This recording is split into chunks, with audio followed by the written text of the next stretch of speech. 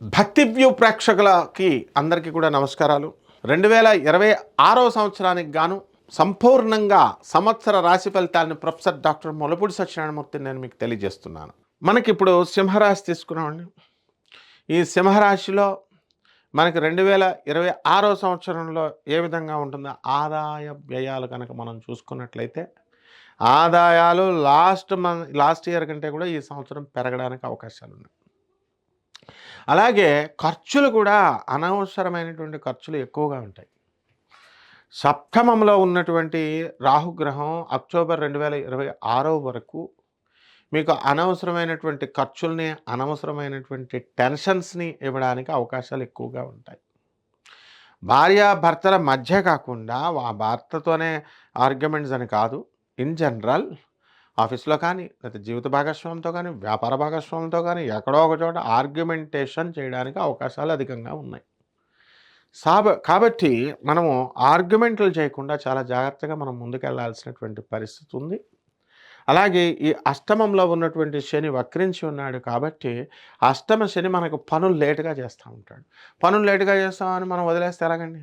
ఇప్పుడు ఈ కాలంలో ఎలా అయిపోయిందండి, ఇప్పుడు ఒక ఒక వ్యక్తి ఉంటాడు. వాడికి ఇద్దరు కొడుకులు. జాబ్ పెద్ద కొడుక్కి ఇస్తానని ఎవడో బ్యాక్ డోర్‌లో ఇస్తానని లక్షలు ఇచ్చేసాడు. లక్షలు ఇచ్చేస్తే చిన్న కొడుక్కి తెలీదు. పెద్ద కొడుక్కి ఇచ్చేసాడు. ఇచ్చిన తర్వాత అది వాడు ఇవ్వట్లేదు. దెన్ చిన్న కొడుకు నా శిష్యుడు. వెళ్ళరా పోలీస్ స్టేషన్‌కి వెళ్ళంటే ఎస్ఐలు, సీఐలు కేసు తీసుకున్నాడు. గోడద డీసీపీ అని చెప్పి డీసీపీ దగ్గరికెళ్లారు. సీఐ తీసుకున్నాడు. రోజెళ్ళి పోలీస్ స్టేషన్‌లో దుకాణం పెట్టండిరా అంటే ఎస్ఐ, సీఐ దగ్గర కూర్చుంటే నీ గురించి నాకు తెలుసు. నీ ఫాదర్ గురించి నాకు తెలుసని భయపెట్టబోయాడు సీఐ. అలాగే చెప్తారు అక్కడే కూర్చో అంటే కూర్చున్నాడు. ఏమన్నా ఎక్కువ మాట్లాడితే DCP, CP, DGP that's all అని చెప్పిన తర్వాత కూర్చున్నాడు. డబ్బులొచ్చినాయి. డబ్బులొచ్చిన తర్వాత ఎస్ఐ ఏం చెప్తున్నాడండి, మనకి ఇస్తాడులే, కాంప్రమైజ్ అవుతున్నాడు కదా, చెక్ ఇస్తాడు, లేకపోతే నీకు జైలుకెళ్తే ఏమి రాదు, రూపాయి కూడా రాదు అంటే, సార్ జైలుకెళ్తున్నాడు సార్ అని అంటే జైలుకి పంపించే మనం లాడే మహారాజ్ రూపాయి రాకపోయినా పర్లేదంటే అప్పుడు వచ్చేసింది 50,000 పట్టుకొచ్చి ఇచ్చేసాడు. అంటే పోలీస్ ప్రాబ్లమ్స్ ఇలా డీల్ చేసుకోవాలా. లీగల్ ప్రాబ్లమ్స్, పోలీస్ ప్రాబ్లమ్స్ అంటే ఎట్లా? మరి అదే పెద్ద మనుషులు మరి సత్యనారాయణ స్వామి వారు వ్రతం చేయాలండి అని ఫోన్ చేస్తారు. 2 రోజులు మనం బిజీగా ఉంటాం. 2 రోజులు బిజీగా ఉండేసరికి ఇలా గెస్టెడ్ ఆఫీసర్లు వీళ్ళు వెంటనే మూడో రోజున ఆగకుండా వేరే పంతులు పెట్టుకుంటారు. అంటే నీకు పోలీస్ ప్రాబ్లమ్స్ కావాల్సి వచ్చినప్పుడు, నీకు జాబులు కావాల్సి వచ్చినప్పుడు మేము కావాలా? Risky problems. ఉద్యోగాలు మామూలు సత్యనారాయణ స్వామి వ్రతాలు ఇది రిస్క్ లేదు కదా, వేరే పంతులకి వెళ్ళిపోతారు. ఈ యాటిట్యూడ్ ఏం చూపిస్తుంది అంటే escaping attitude. That escaping attitude ఇది ప్రమాదం అన్నమాట.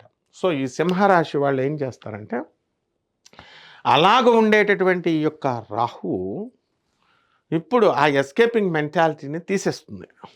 సో రాహు ఇప్పుడు it came in to the Capricorn, Makar రాశిలోకి వచ్చాడు. మకర రాశిలోకి వచ్చినప్పుడు షష్ఠ స్థితిగతుడైనటువంటి రాహు శత్రువులపై ఆధిపత్యం సంపాదిస్తారు. శత్రువులను తొక్కిపడేస్తారు. ఇకపోతే ఈ పనులు అనేటటువంటిది ఎప్పుడు ఎలా జరుగుతాయి? నీ యాటిట్యూడ్ని చూసి జరుగుతాయి. సో సింహరాశి వాళ్ళు they are very good in nature. కాబట్టి చాలామంది కోపం ఉన్నా కానీ లిబరల్, జనరాసిటీ ఎక్కువ మీకు. కాబట్టి వికలాంగులకి సహాయం చేస్తారు, తర్వాత పేదవారికి సహాయం చేస్తారు, అండ్ నెక్స్ట్ సాధువులకి సహాయం చేస్తారు. అటువంటిప్పుడు మీకు అడ్డు ఎక్కడుందండి? కాబట్టి సింహరాశి వారికి ఒక్కటే ఏంటంటే మన ఈ యొక్క గురుడు మనకి మే 14 వరకు మీకు లాభంలో ఉన్నాడు కాబట్టి మీకు ఆదాయాలు బాగా పెరుగుతాయి. ఆ తర్వాత అష్టమ స్థానంలోకి వ్యయస్థితిగతుడైనటువంటి గురుడు ఏం చేస్తాడు మీకు అంటే పోలీస్ స్టేషన్లు, కోర్టులు ఇలాంటి ప్రాబ్లమ్స్ తీసుకురావడానికి అవకాశాలు ఉంటాయి. కాబట్టి ఈ యొక్క రాశి వారికి అందరికీ కూడా సింహరాశి వాళ్ళు ఏం చేయాలండి అని అంటే మీరు పరిహారాలు కొన్ని చేసుకోవాల్సినటువంటి అవసరాలు ఉన్నాయి. ఆ పరిహారాలు ఏమిటి? రాహు జపం చేయండి, రాహు స్తోత్రాలు చదవండి, రాహు కిలోంపావు మినుముల్ని, ఆవుపేట రంగు ఉన్నటువంటి వస్తువులను ఇచ్చి పేద బ్రాహ్మణులకి మనం శనివారం నాడు ఉదయం 8 గంటలకి దానం చేసుకోండి. అలాగే శని జపం చేయండి, శని స్తోత్రాలు చదవండి, శనికి కిలోంపావు నల్ల నువ్వుల్ని, నల్లని వస్త్రాలని పేద బ్రాహ్మణులకి ఉదయం మీరు 8 గంటల 5 నిమిషాలకి దానం చేసుకోండి. దశమహావిద్యల్లో ఒకటైనటువంటి యొక్క మహాకాళి అమ్మవారి యొక్క జపాన్ని చేసుకోండి. శివా శివ అంటూ శివనామస్మరణ చేసుకోండి. ఈ విధంగా మీరు కనుక చేసుకున్నట్లయితే బ్రహ్మాండంగా ఈ రాశి వారికి అందరికీ కూడా ఉంటుంది. అలాగే రావి చెట్టు చుట్టూ తిరగండి. రావి చెట్టు చుట్టూ ప్రదక్షిణాలు చేసుకోండి. ఈ రకంగా ఓం నమః శివాయ, ఓం శనైశ్చరాయ నమః అంటూ చేసుకోండి. బ్రహ్మాండంగా ఉంటుంది. శుభమస్తు.